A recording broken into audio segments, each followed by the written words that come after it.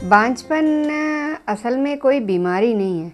अगर शादी के बाद 1 से 1.5 साल तक किसी भी स्त्री को प्रेगनेंसी नहीं होती है किन्हीं भी परिस्थितियों में और किसी भी कारण से, तो इसको हम लोग बांझपन कहते हैं।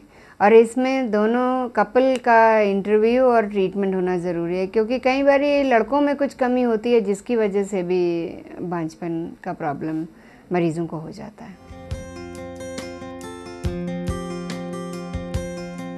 IUI एक ऐसा प्रोसीजर है जिसमें हम लोग हस्बैंड का सीमेन ले करके हॉस्पिटल में, अभी आपने देखा हमारी एंड्रोलॉजी लैब है, वहाँ पर एम्ब्रियोलॉजिस्ट काम करते हैं और वो उस एंड्रियोलॉजी लैब में सीमेन को ले करके मरीज़ को, अटेंडेंट को, उनके हस्बैंड को शीशी दी जाती है जिसके अंदर वो अपना सीमेन देते हैं और उस सीमेन को पूरी तरीके से टेस्ट करने के बाद में और फिर पूरा चेकअप करने के बाद में और फिर उसकी क्लीनिंग होती है। उसको हम अपने इंक्यूबेटर में रख के इंक्यूबेट करते हैं, सेंट्रीफ्यूज में रख के सेंट्रीफ्यूज करते हैं।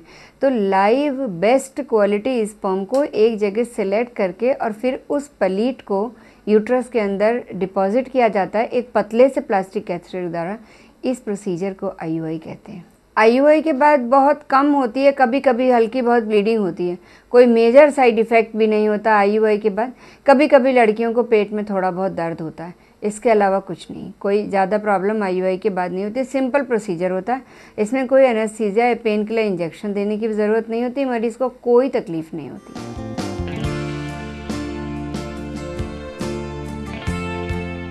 IUI के बाद में बहुत ज़्यादा रेस्ट करने की ज़रूरत नहीं है, पेशेंट अपनी नॉर्मल एक्टिविटी पे रिज्यूम कर सकता है।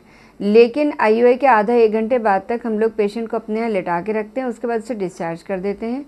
और भारी चीज़ें नहीं उठानी चाहिए, अपनी नॉर्मल जो एक्टिविटीज़ हैं, बहुत हैवी काम कोई नहीं करनी चाहिए और बाकी नॉर्मल एक्टिविटीज़ वो रिज्यूम कर सकते हैं। ट्रैवलिंग हम लोग अलाउ नहीं करते हैं और 15-16 दिन बाद प्रेगनेंसी टेस्ट करके और उसके बाद में जब कंफर्म हो जाता है कि प्रेगनेंसी है या नहीं है, तब फिर बाकी के काम वो कर सकते हैं।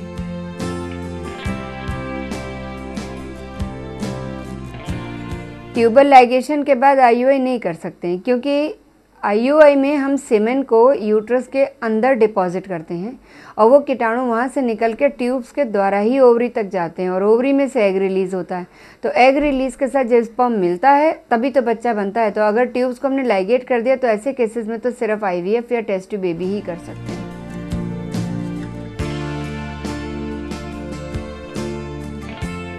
IUI करने के 15 या 16 दिन बाद हम लोग टेस्ट करते हैं, प्रेगनेंसी टेस्ट करते हैं, यूरिन में भी कर सकते हैं। वैसे तो ब्लड में बीटा HCG टेस्ट सबसे कन्फर्मेटरी होता है, उससे पता चलता है कि प्रेगनेंसी हो गई है।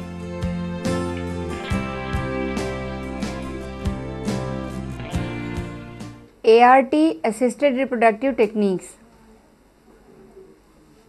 और IVF एक ही चीज़ है। IVF में 2-3 ART